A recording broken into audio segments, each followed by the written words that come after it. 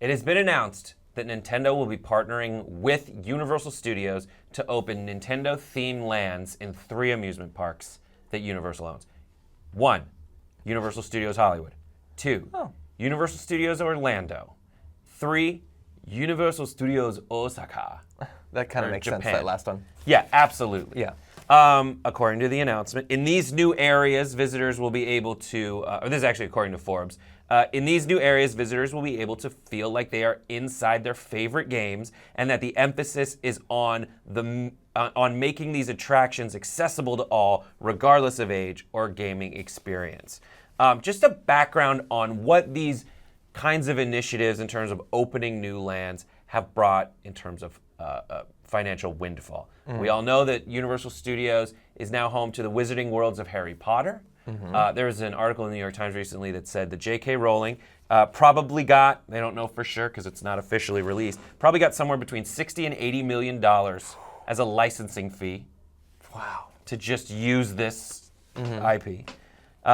Then she and Steven Spielberg, by the way, have reached the level where they can be consultants at the confirmed consultants at the park, and then take a percentage to make sure of that the things they set up are realistic and right. But true to it's the just like vision. being an executive producer on the movie. I'm not They don't sure really if do they're like, anything. all right, today's take was this much money. How do you think we're doing? Yeah. Here's the name of the guy we just hired to sell popcorn. Do you like him? No.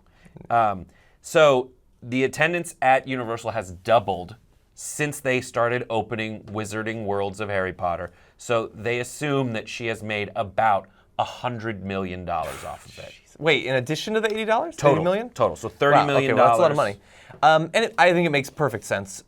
I mean, until you add something like that, they've always had themed rides that supposedly put you in Batman or Superman. They really have nothing to do with those things. The most you ever get is that the side of the car has Batman on it or something. Right. But when you go to the Wizarding World, you're surrounded by it. It's around you. You're not whipping through the air at 80 miles an hour. You can touch it, and you can go in Diagon Alley and all that. I haven't been to it yet, but I find it way more appealing than just another roller coaster. Yeah, it is. It is definitely one of those things that you walk into. I think the challenge is, what is the world of Nintendo? Well, I can give you a couple of examples. Yeah, give me think some ideas.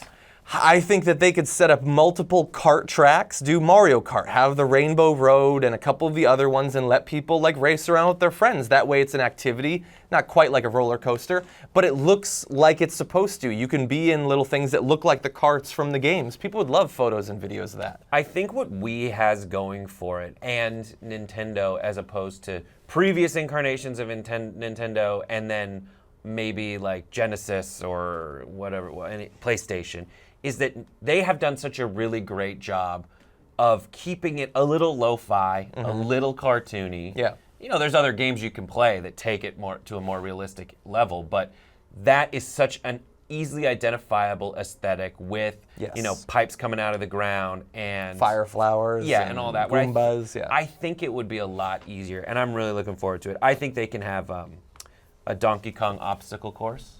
That could be cool. Where you have to climb up. So that's for the kids. You're making that decision, like, is it Legoland or is it? I've never been to Legoland. I actually know is anything it about Islands of Adventure? You know? Yeah. I mean, I think for some of the stuff, like, I mean, just from regular Super Mario games, I think like the Wizarding World, people would like to just walk around, like, I don't know, like the opening area of Super Mario 64 or something. Like, I think people would find that to be very novel, to be in a, like you said, lo-fi, but iconic locations from it. I think it'll be so awesome. They like can give have them like the pole at the end of the level that they can like grip onto for a photo or something. I think people would love that. I know what you're thinking about the mainstream media. Had enough. It's gonna stop. You know who's gonna stop it? You are. You create the Young Turks, independent media. You power us. TYTnetwork.com/join. Be the revolution.